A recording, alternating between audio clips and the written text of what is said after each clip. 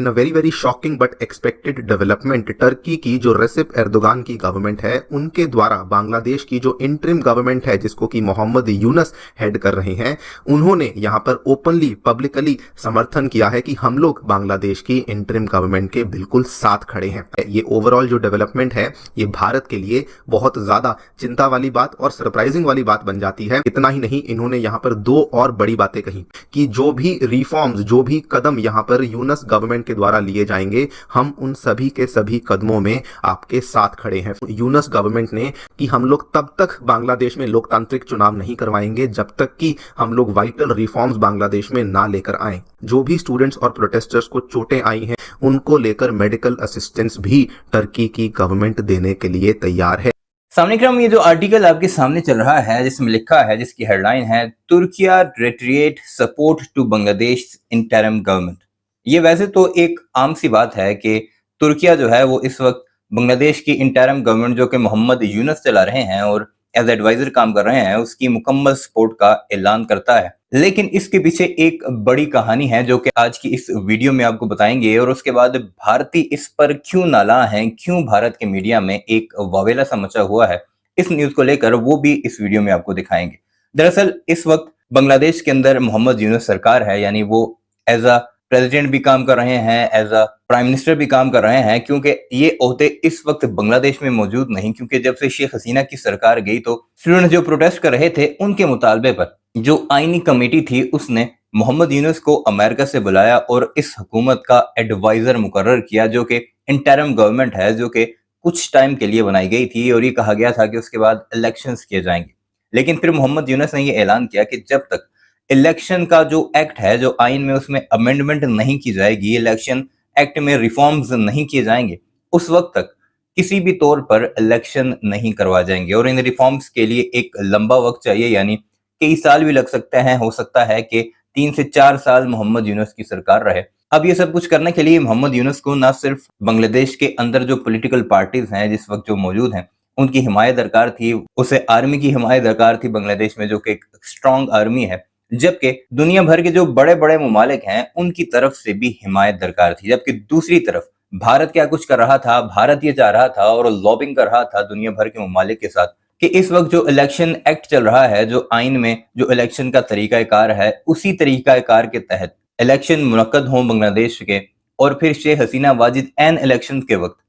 बड़े बड़े ममालिक की जिम्मेदारी पर, जिसमें अमेरिका वगैरह शामिल है, बांग्लादेश में लैंड करें और फिर दोबारा एक बार विक्ट्री हासिल करके बांग्लादेश की प्राइम मिनिस्टर बन जाए। लेकिन फिर मोहम्मद यूनस ने भारत के इरादों को भांपते हुए ये ऐलान किया कि उस वक्त तक इलेक्शंस नहीं होंगे जब तक बांग्लादेश के जो एक्ट्स है उसमें रिफॉर्म, यानी जो इलेक्शन एक्ट है उसमें रिफॉर्म नहीं हो जाता, और एक लंबी हुकूमत अब करने को ये तैयार हो चुके हैं। अब तुर्किया ने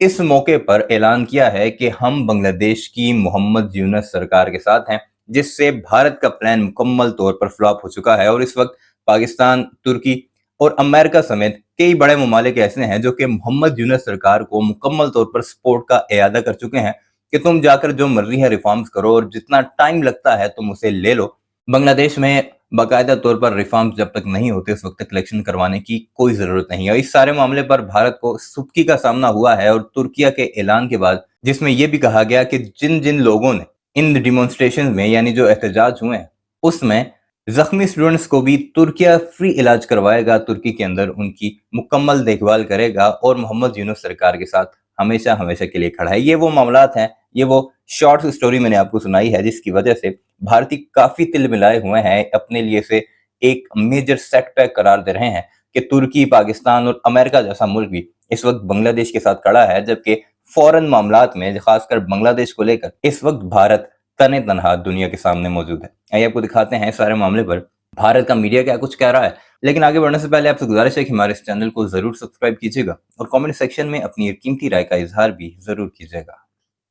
इन a very shocking but expected development, Turkey की जो रेसिप एर्दोगान की गवर्नमेंट है उनके द्वारा बांग्लादेश की जो इंटरिम गवर्नमेंट है जिसको कि मोहम्मद यूनस हेड कर रहे हैं, उन्होंने यहां पर ओपनली पब्लिकली समर्थन किया है कि हम लोग बांग्लादेश की इंटरिम गवर्नमेंट के बिल्कुल साथ खड़े हैं। आप लोग यहां पे देख सकते हैं, खबर जो है कल ही सामने आई है, Turkey has reiterated support to Bangladesh interim government. इतना ही नहीं, इन्होंने यहां पर दो और बड़ी बातें कही। पहली बात इन्होंने कही कि जो भी रिफॉर्म्स, जो भी कदम यहां पर यूनस गवर्नमेंट के द्वारा लिए जाएंगे, हम उन सभी के सभी कदमों में आपके साथ खड़े हैं। फिर चाहे आपने किसी को रिहा करना है, किसी के खिलाफ केस करना है, जो भी बांग्लादेश की सरकार यहां पर फैसला लेगी, हम लोग आपके साथ खड़े हैं। एंड वेरी सरप्राइजिंगली इन्होंने ये भी कहा कि जो भी स्टूडेंट्स, जो भी प्रोटेस्टर्स, रिसेंटली जब बांग्लादेश में एंटी डिस्क्रिमिनेशन मूवमेंट चल रही थी, उसके दौरान जो भी स्टूडेंट्स और प्रोटेस्टर्स को चोटें आई हैं, जिनको की दिक्कतें आई हैं, उनको लेकर मेडिकल असिस्टेंस भी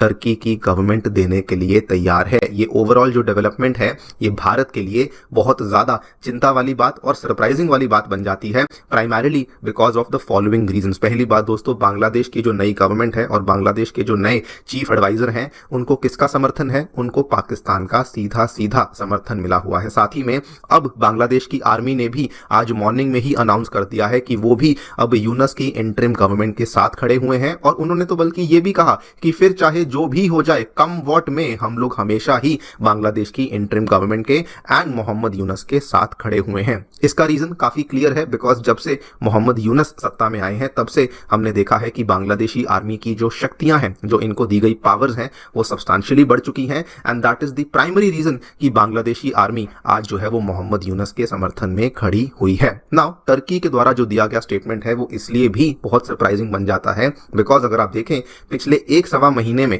जब से बांग्लादेश में यूनस सरकार आई है, तब से वो कई सारे ऐसे कदम ले चुकी है जो कि एंटी इंडिया कदम है, जो कि एंटी इंडिया सेंटिमेंट्स रखते हैं। जैसे कि पिछले महीने हमने देखा था कि बांग्लादेश के द्वारा जशीमुद्दीन रहमानी को रिहा किया गया था, जो कि एक प्रो अलकायदा यहाँ पे आतंकवादी है, जिसको कि हसीना गवर्नमेंट के द्वारा जेल में डाला गया था। लेकिन टर्की का यहाँ पर ये कहना है कि जो भी स्टेप्स बांग्लादेश की गवर्नमेंट ले रही है, हम लोग उस चीज में आपका हमेशा सपोर्ट करेंगे। फिर भले आप किसी प्रकार के कमीशंस ले आए, किसी प्रकार के यहाँ पर कुछ भी बदलाव लेकर आते हैं, तो हम लोग आपके साथ खड़े हैं। इसमें भी आपको बता दूं, यूनस गवर्नमेंट ने आज से 8-9 दिन पहले ये चीज को घोषित किया था कि हम लोग तब तक बांग्लादेश में लोकतांत्रिक चुनाव नहीं करवाएंगे जब तक कि हम लोग वाइटल रिफॉर्म्स बांग्लादेश में ना लेकर आए। एंड इसका मतलब यह है कि जब तक यहाँ पर नए रिफॉर्म्स नहीं आएंगे, तब तक बांग्लादेश में मोहम्मद यूनस की ही गवर्नमेंट रहने वाली है। एंड टर्की ने अब एक तरीके से इसी चीज का यहाँ पे समर्थन कर दिया है। समझेंगे टर्की के द्वारा एग्जैक्टली क्या क्या बातें कही गई हैं,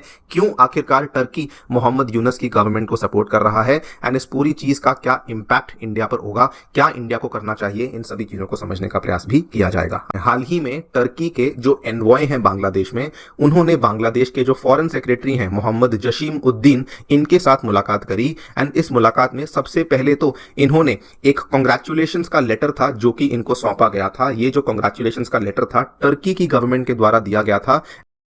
सामने क्रम वीडियो आपने मुलाहिजा की, आपने सुना कि भारतीय खुद इस बात का इजहार कर रहे हैं कि ये एक मेजर सेटबैक है कि तुर्की बांग्लादेश की इंटरिम गवर्नमेंट यानी मोहम्मद यूनस सरकार को सपोर्ट कर रहा है। इस सारे मामले में आपकी क्या राय है, कमेंट सेक्शन में जरूर बताइएगा और हमारे इस चैनल को भी जरूर सब्सक्राइब कीजिएगा।